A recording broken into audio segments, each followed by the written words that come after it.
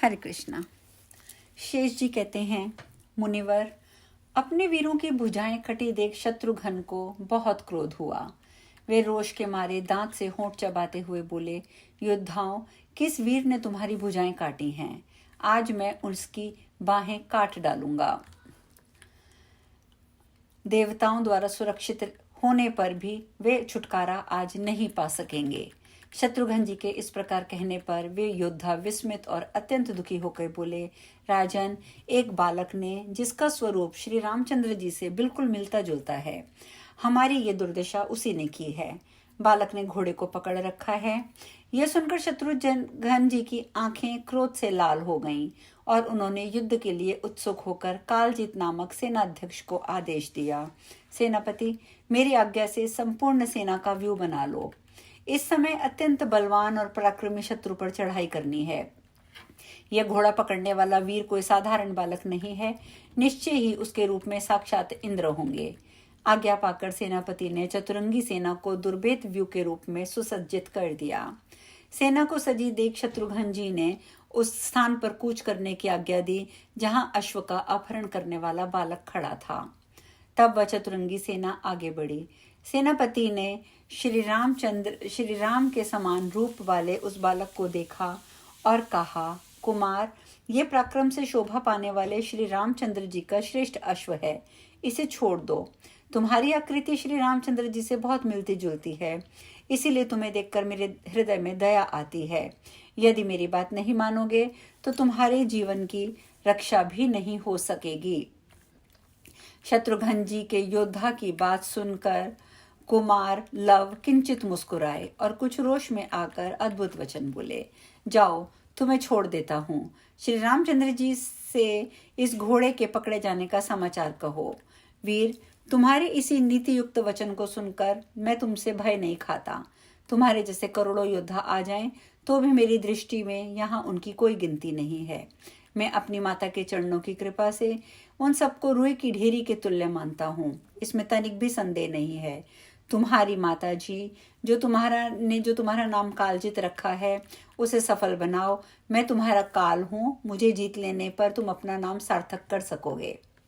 कालजीत ने कहा, बालक, तुम्हारा जन्म किस वंश में हुआ है? तुम किस नाम से प्रसिद्ध हो?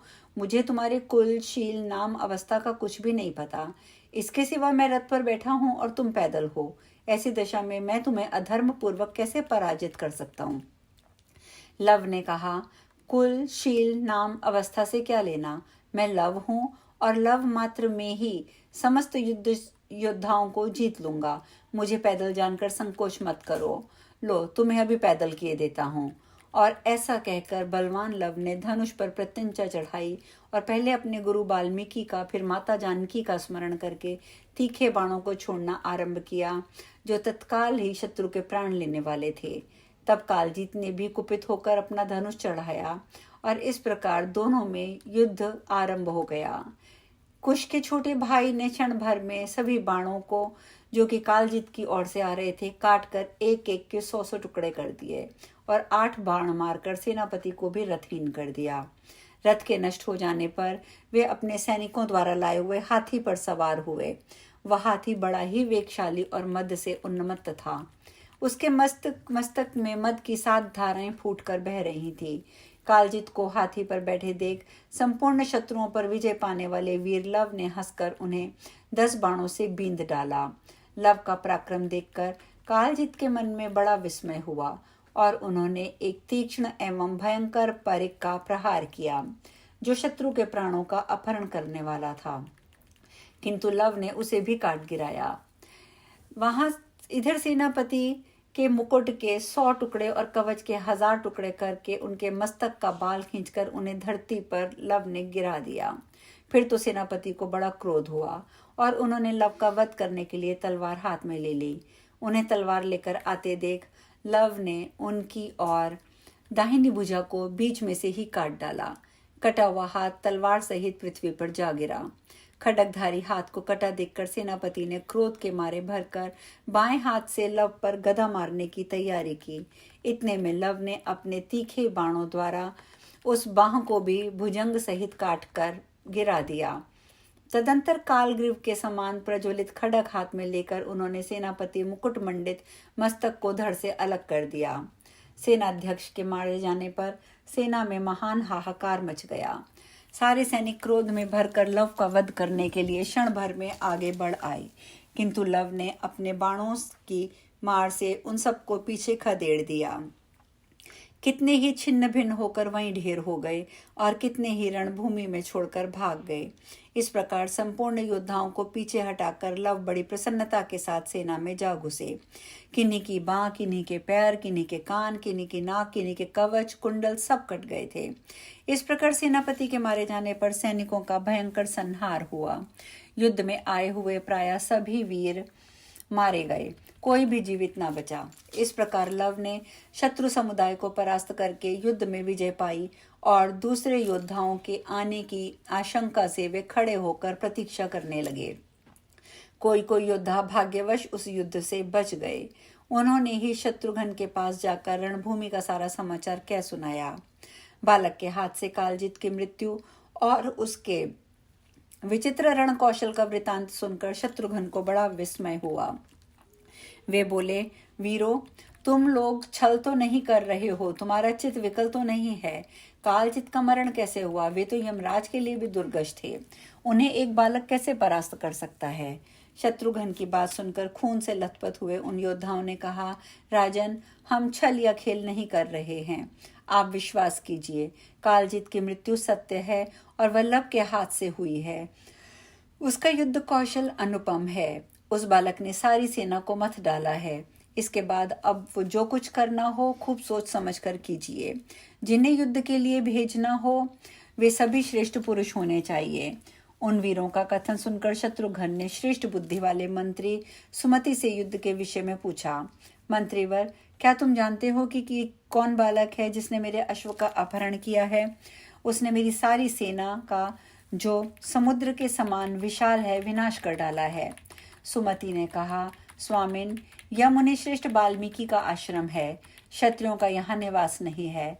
संभव है इंद्र हो और अमर्ष में भरकर उन्होंने घोड़े का अपहरण किया हो, अथवा भगवान शंकर भी बालक वेश में आए हों, अन्यथा दूसरा ऐसा कौन है जो तुम्हारे अश्व का अपहरण कर सके?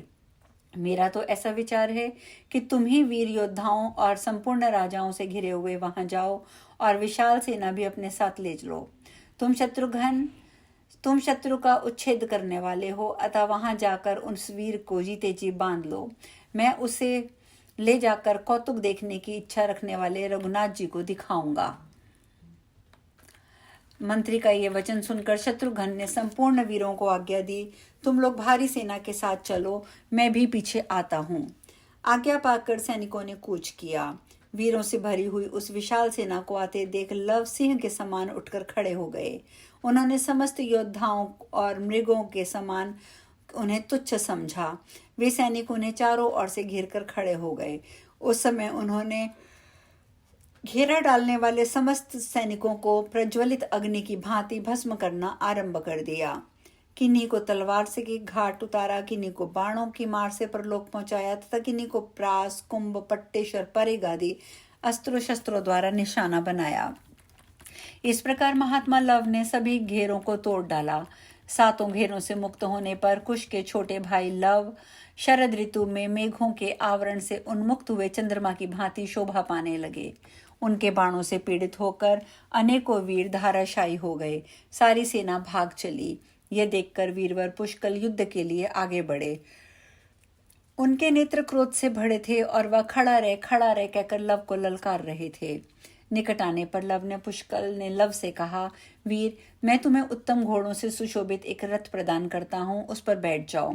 इस समय तुम पैदल हो, ऐसी दिशा में मैं तुम्हारे साथ युद्ध कैसे कर सकता हूँ? इसलिए पहले रथ पर बैठो, फिर मैं तुम्हारे साथ लोहा लूंगा। यह सुनकर लव ने पुष्कल से कहा, वीर, यदि मैं तुम्हारे दिए हुए रथ पर बैठकर युद्ध करूंगा तो मुझे पाप ही लगेगा, विजय मिलने में भी संदेह रहेगा। हम लोग दान लेने वाले ब्राह्मण नहीं हैं, अपितु स्वयं ही प्रतिदिन दान आदि शुभ कर्म करने वाले क्षत्रिय हैं। तुम मेरे पैदल होने की चिंता ना करो, मैं अभी क्रोध में भरकर तुम्हारा रथ तोड़ डालता हूँ, तुम भी पैदल हो जाओगे, इसके बाद युद्ध कर लेना। लव का ये धर्म और धैर्य से युक्त वचन सुनकर पुष्कल का चित्त बहुत देर तक विस्मय में पड़ा रहा। तत्पश्चात उन्होंने धनुष चढ़ाया। उन्हें धनुष उठाते देखकर लव ने कुपित होकर बाण हाथ में ले लिया और पुष्कल के हाथ का धनुष काट डाला। फिर जब वे दूसरे धनुष पर प्रत्यंचा चढ़ाने लगे, तब तक उस उद्दत एवं बलवार वीर ने हंसते हंसते उनके रथ को भी तोड़ दिया।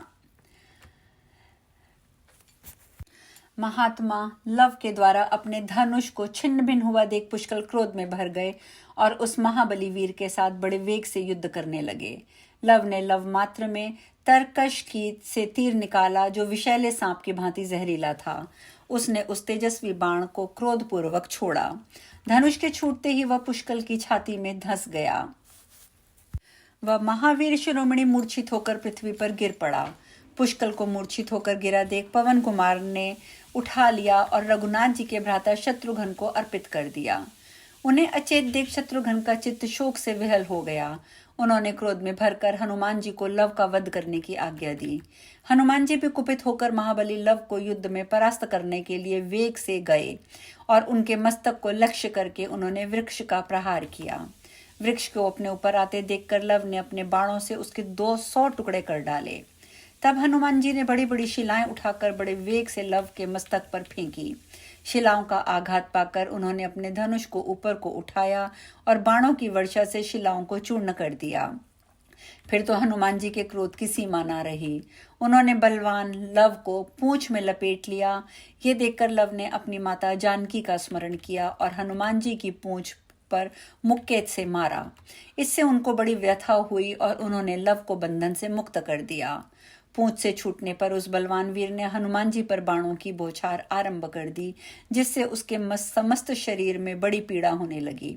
उन्होंने लव की बाण वर्षा को अपने लिए अत्यंत दुस्सह समझा और समस्त वीरों के देखते देखते वे मूर्छित होकर रणभूमि में गिर पड़े। फिर लव अन्य सब राजाओं को मारने लगे और वे बाण छोड़ने में बहुत ही निपुण थे। आज हम कथा में यहीं विश्राम लेंगे। आगे की चर्चा कल करेंगे। हरे कृष्णा।